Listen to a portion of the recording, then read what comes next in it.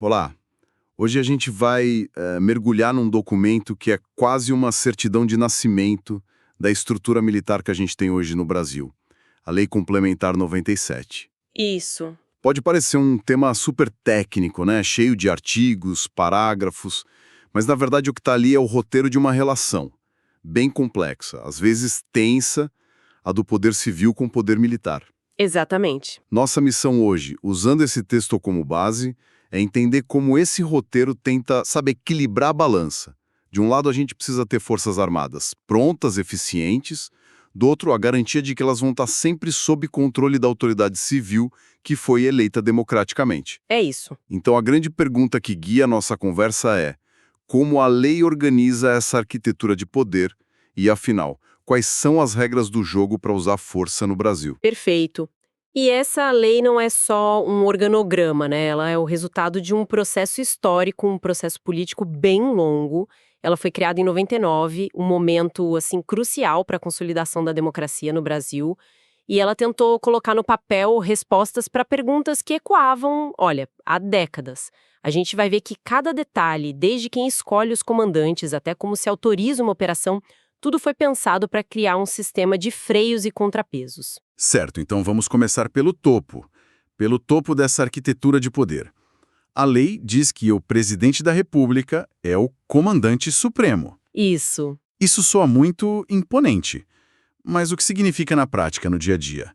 Ele pode simplesmente pegar o telefone e, sei lá, ordenar que um batalhão se mova? Bem, na teoria, a palavra final é dele, mas na prática a lei constrói toda uma estrutura de assessoramento e subordinação para que essa decisão não seja, tipo, impulsiva ou isolada. E a peça-chave dessa engrenagem é uma figura civil. O ministro da Defesa. O ministro da Defesa. A lei é categórica. Ela diz que as Forças Armadas, Marinha, Exército e Aeronáutica são subordinadas ao ministro da Defesa. E isso é uma mudança, assim, monumental na história do Brasil, certo? Totalmente. Porque antes de 99 não existia um ministro da Defesa Civil.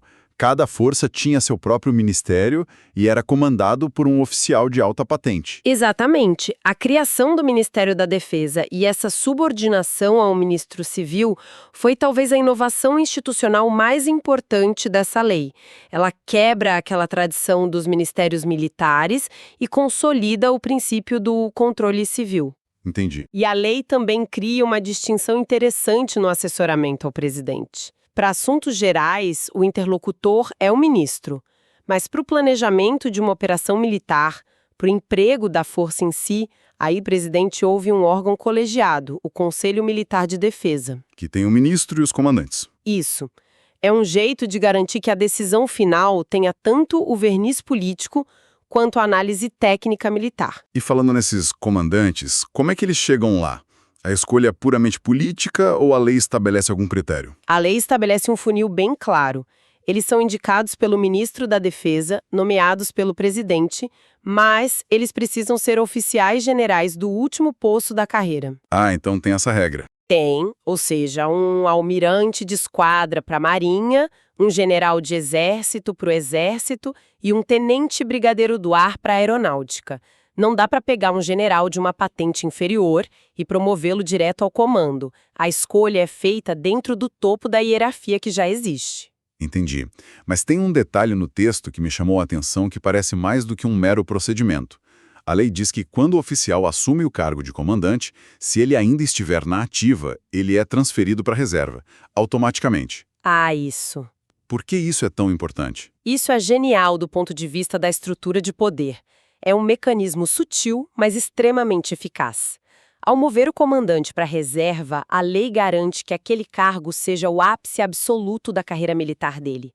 Ele não volta mais para a ativa. Certo. Isso significa que, no final do mandato, ele não vai ser subordinado a um oficial que antes estava abaixo dele na hierarquia. Ou seja, evita-se aquela situação de criar um poder paralelo, ou o constrangimento de um ex-comandante ter que bater continência para um oficial que ele mesmo promoveu. Exatamente.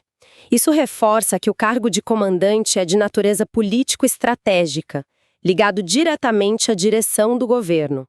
Não é só mais um degrau na carreira. Ele sai da hierarquia convencional para se tornar o elo máximo entre a sua força e o poder civil. É uma forma de isolar o comando das disputas internas da caserna e alinhar ele à política de defesa do Estado. Certo, então a cadeia de comando está clara. Poder civil no topo, mecanismos para garantir que essa liderança seja efetiva, mas um comando, por mais claro que seja, só faz sentido se a gente souber para que ele pode ser usado, né? Qual é a descrição do trabalho das Forças Armadas segundo a lei? A lei define 3 grandes missões. A primeira é a clássica razão de ser de qualquer exército no mundo: a defesa da pátria. Proteção contra ameaças externas. Isso. As outras 2 são de emprego interno: a garantia dos poderes constitucionais e a garantia da lei e da ordem, a famosa GLO. E é nessa última que a lei se torna extremamente detalhista. E é aí que a conversa fica mais complexa, né? Porque usar forças militares dentro do próprio país é sempre um tema muito sensível. Muito. A lei parece criar uma espécie de disjuntor democrático. Ela diz que a GLO só pode ser acionada após esgotados os instrumentos de segurança pública. O que significa esgotados? Isso não abre uma margem para interpretação? Olha, a lei se esforça muito para não deixar essa margem. Ela define com todas as letras o que é esse esgotamento. Basicamente, o governador do estado, ou o próprio presidente, precisa chegar e reconhecer formalmente que as polícias e os outros órgãos de segurança estão, e a palavra é essa, indisponíveis, inexistentes ou insuficientes. Ah, então não é uma percepção. Não. Não basta uma percepção de caos. É preciso um ato administrativo, uma declaração oficial de que o sistema civil de segurança falhou. Então a chave não é a gravidade da crise, mas o reconhecimento formal da falência do aparelho de segurança. É tipo um mecanismo de quebre o vidro em caso de emergência, mas com várias travas de segurança. Exatamente. E uma vez que esse vidro é quebrado, a atuação militar também é bem delimitada. A lei diz que tem que ser episódica, com prazo definido e numa área geograficamente restrita. Não é para ser para sempre. Não. E aí vem o ponto mais crucial e talvez o mais polêmico. Durante essa operação, o comando militar da área passa a ter o controle operacional dos órgãos de segurança civis que estiverem ali. Como a polícia militar. Exato, como a PM. Espera um pouco. Quer dizer que, durante uma GLO, um general do Exército pode dar ordens diretas para a polícia militar do Estado? Pode. Isso parece uma mudança hierárquica gigantesca, mesmo que seja temporária. E é uma mudança gigantesca. A lei sabe disso. Por isso, ela também define o que é esse controle operacional. Não significa que o general vira o chefe da polícia para tudo. Significa que, para aquela missão específica da GLO, naquela área, o comandante militar pode atribuir e coordenar missões aos policiais. Entendi. A ideia é garantir uma unidade de comando na operação, para que a polícia não puxe para um lado e o exército para o outro. Mas a polícia continua sujeita à sua própria legislação. É uma ferramenta para eficácia, mas com um potencial de atrito enorme. Entendi. Então cobrimos a defesa contra inimigos externos e as grandes crises internas. Mas não pode ser só isso. No dia a dia a gente vê os militares fazendo muitas outras coisas. O que a lei diz sobre essas outras funções? A lei chama isso de atribuições subsidiárias. E elas são, assim, um capítulo vastíssimo. A regra geral é que as Forças Armadas podem cooperar com o desenvolvimento nacional e com a defesa civil. E isso se desdobra em dezenas de ações práticas que a gente vê no noticiário. Tipo o exército distribuindo água no sertão. Exato. Ou quando a Marinha ajuda no resgate de vítimas de enchentes, ou a Força Aérea transporta órgãos para o transplante. É essa parte da lei que está em ação. E além dessa cooperação geral, existem tarefas bem específicas para cada força, que às vezes são até parte do imaginário popular, né? Sem dúvida. A imagem do exército construindo estradas na Amazônia, por exemplo, vem de uma atribuição prevista na lei, que permite a cooperação em obras de engenharia. Isso vem de uma longa tradição de ver o exército como uma força de integração nacional. sabe? Levando o Estado a lugares onde o poder civil às vezes mal chegava. E a Marinha? A Marinha tem a tarefa de ser a guardiã das nossas águas. Isso vai desde orientar a marinha mercante, que é vital para o nosso comércio, até garantir a segurança da navegação. A lei é tão específica que nomeia o comandante da Marinha como Autoridade Marítima Nacional. Ele é, na prática, o grande xerife do mar. E a Força Aérea tem uma das atribuições que eu acho mais fascinantes: a operação do Correio Aéreo Nacional. É um ótimo exemplo. Hoje pode parecer algo menor, mas durante décadas foi o único elo de comunicação do Estado com centenas de comunidades isoladas na Amazônia, no interior do Brasil. É um exemplo perfeito de como uma atribuição militar cumpre uma função social imensa. Mas a aeronáutica também tem uma função moderna e bem crítica: a repressão ao tráfico aéreo ilícito. É a Força Aérea que tem a responsabilidade de interceptar e até abater, como último recurso, aviões do narcotráfico. É a chamada Lei do Abate. Certo. E essa atuação contra crimes nas fronteiras, aliás, foi reforçada na lei para as 3 forças, permitindo que elas atuem em patrulhamento e até prisões em flagrante nessa zona cinzenta entre defesa e segurança pública. Ok.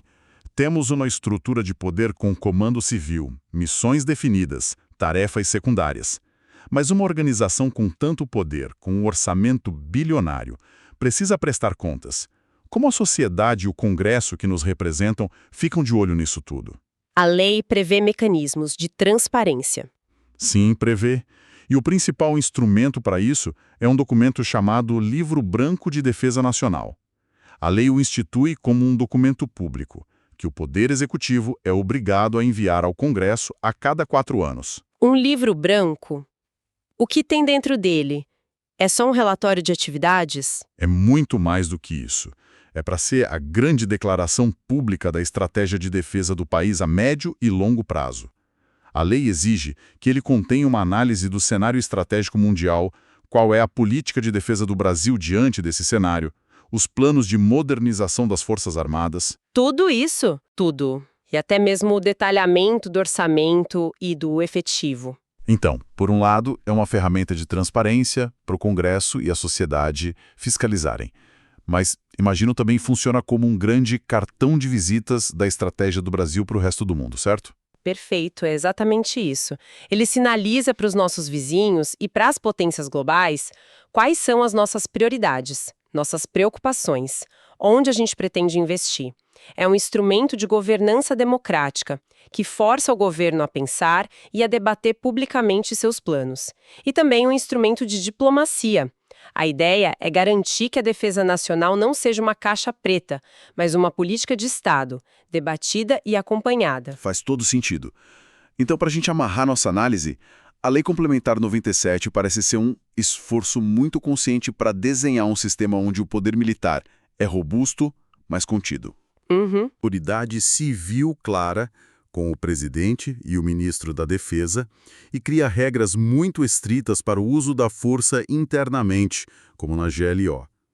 Ao mesmo tempo em que reconhece esse papel social das Forças Armadas em tarefas que vão muito além da guerra. Se a gente conectar todos esses pontos, o que emerge é o retrato de uma democracia tentando acertar as contas com o próprio passado e construir uma relação madura entre civis e militares. A lei é o roteiro que tenta equilibrar a necessidade de forças armadas eficientes com a subordinação inquestionável ao poder eleito. Ela estabelece canais de diálogo, planejamento conjunto e, crucialmente, de transparência. É um arranjo complexo para uma relação igualmente complexa. Isso me deixa com uma provocação final para quem nos ouve. A lei, como a gente viu, é extremamente cuidadosa ao definir as condições para usar as Forças Armadas numa crise interna, exigindo o esgotamento formal dos órgãos de segurança. O texto é claro. A questão que permanece, e que vai muito além da lei, é, no calor de uma crise real, como a imensa pressão política, social, da mídia, como um governante interpreta que essa linha foi de fato cruzada. A lei fornece o mapa, mas a navegação na tempestade da política real continua sendo um dos maiores e mais delicados desafios da nossa República.